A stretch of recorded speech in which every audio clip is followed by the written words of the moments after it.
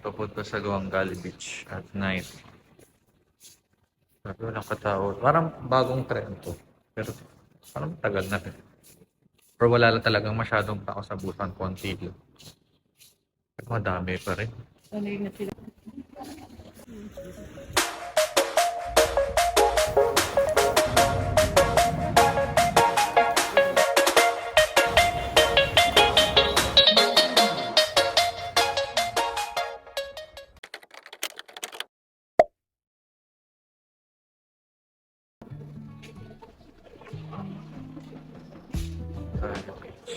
Exit 3 and 5.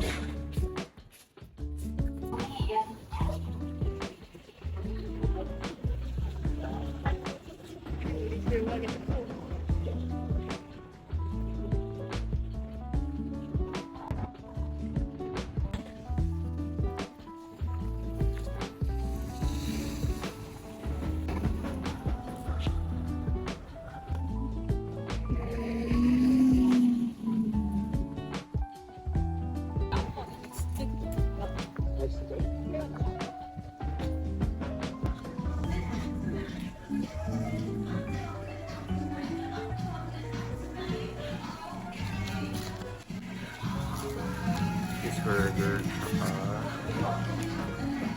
front burger.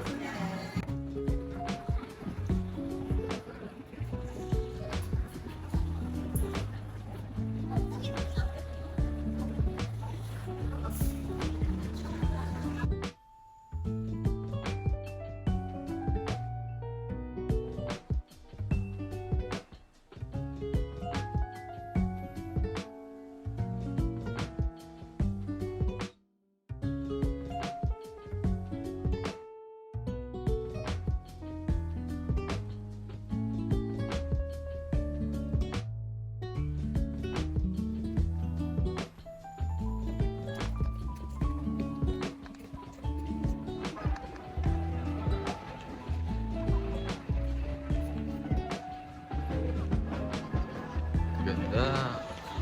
Ayan o, may plano sila. Fireworks. Oh. Puro fireworks eh.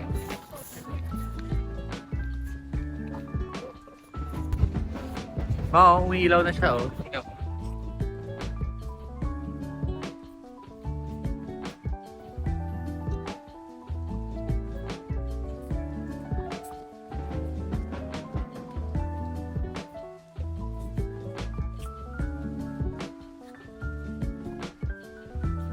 Para siyang ano, yung lightning ano, lights and sounds, no?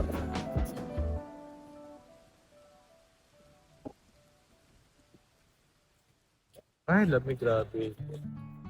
So, super lamig.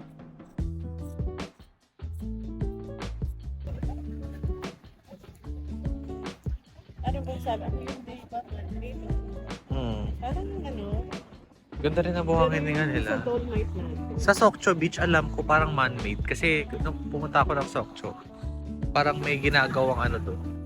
Yung sa Manila Bay, parang gano'n, Dolomite. 20 ano pa eh, 27 feet. Pero maganda din. Ganda. Ganda rin ng buhangin.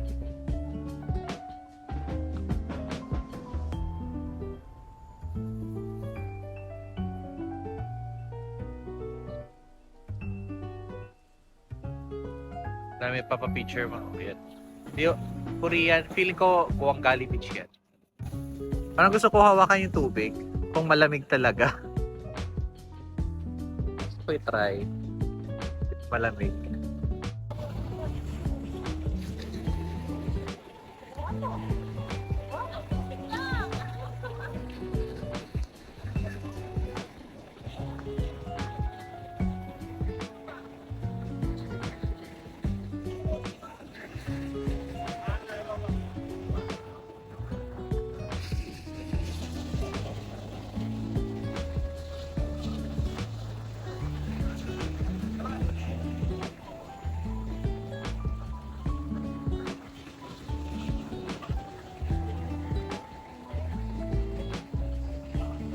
Yan ang Bocali Beach.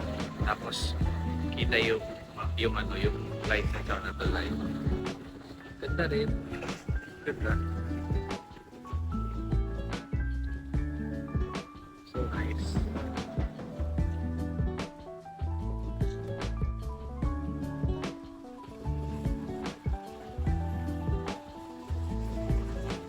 Ay, grabe guys. Napasa yung isa ko dito. Nagpa-picture kasi ako. Napasa yung sapatos ko sa tubig. Grabe, sobrang lamig ng tubig nila. Siyempre, malamig ang panahon. Ay, nakakainis. Napasa yung ano ko, sapatos ko. Pero okay lang. Talaga, lakad-lakad muna. Baka sakaling mawala yung basa sa paa. De joke na. Oh, ganda.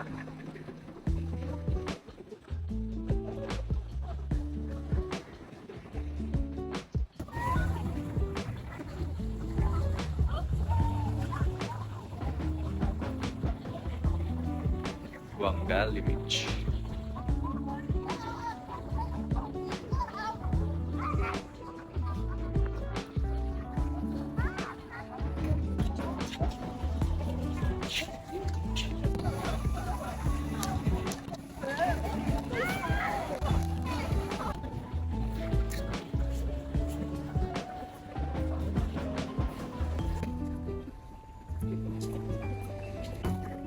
Time now is 10:15 p.m. dito.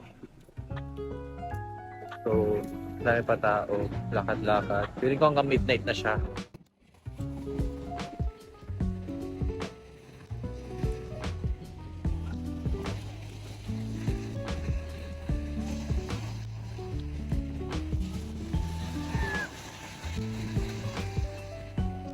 Puso yung mga fireworks dito. Pero ang sabi daw nila, ang ibig sabihin daw, kapag ganyan ka, parang good luck, gano'n.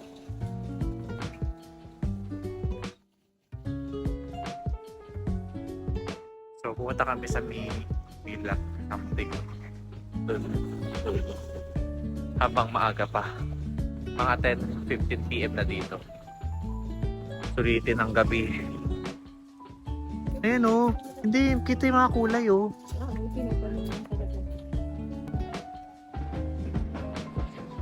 Ganda na halaman. Ayan o, ganda o.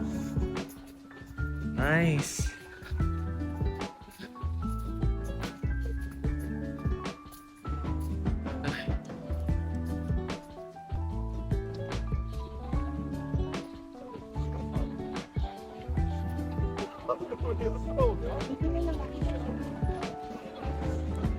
Sandog. Because now is the season of this flower. So like now, always every year, the season of this flower they sell. Nice.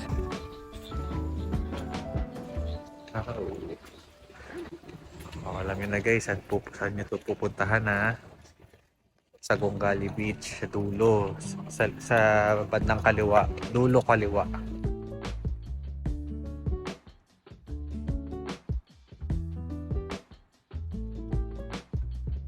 Ganda.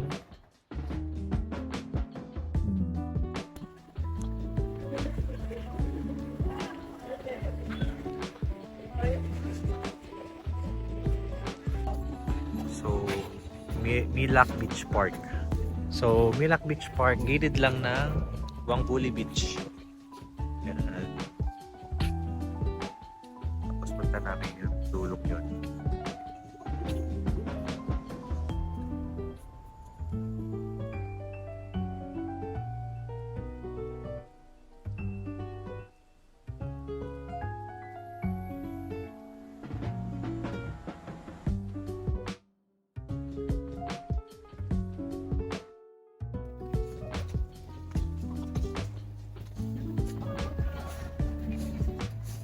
So, punta kami sa Milak.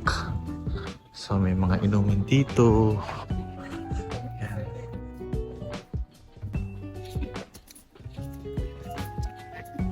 Ngayon lang nakakita ng Dunkin dito sa Busan. Puro see you. See you in the next vlog. Corny.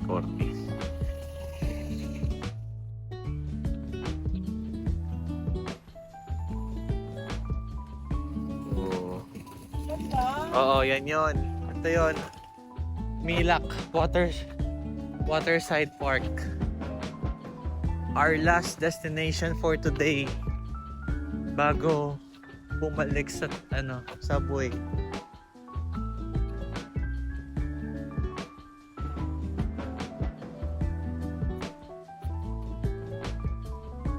Charan!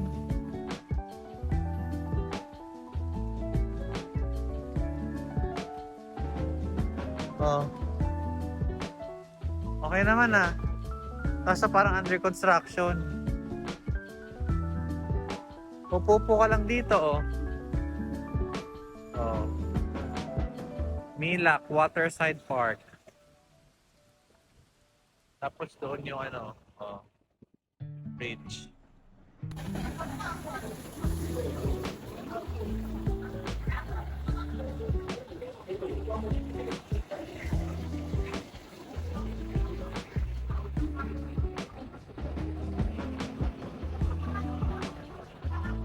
So ayan. Yan lang, ito lang yung Milak Waterside Park. Ano sila dito? Inuman, ang soju. Kunyari, bibili dito 7-Eleven ng soju tapos dito lang kayo inom-inom, usap-usap. Ang ganda rin.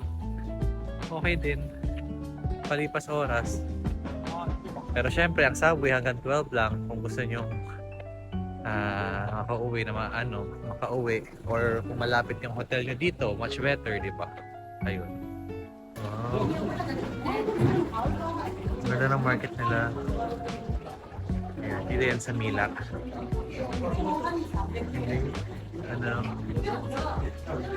Galing.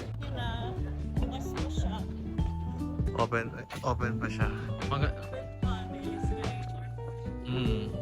Ano na ngayon guys? 11:15.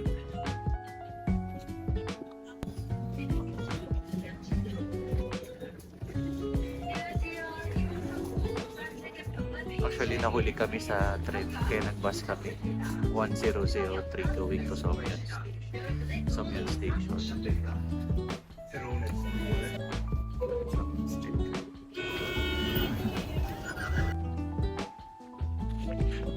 Wala nang taka. Oh, grabe. Ay, malapit na kami sa KGS House.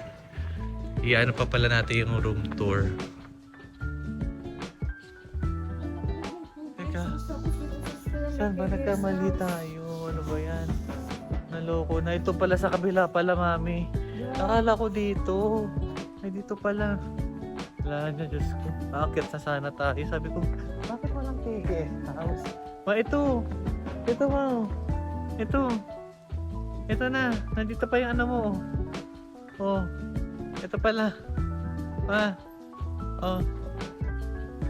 Sure na to.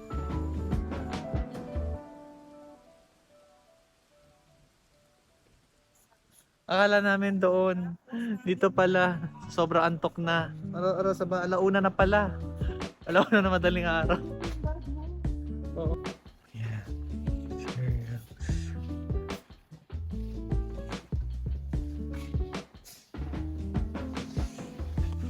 So, road trip kami.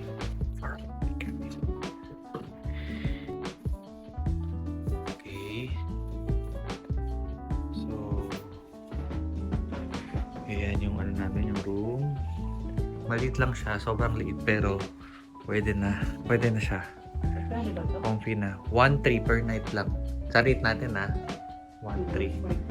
Good for 2. Maliit lang siya, sobrang liit pero okay, malinis.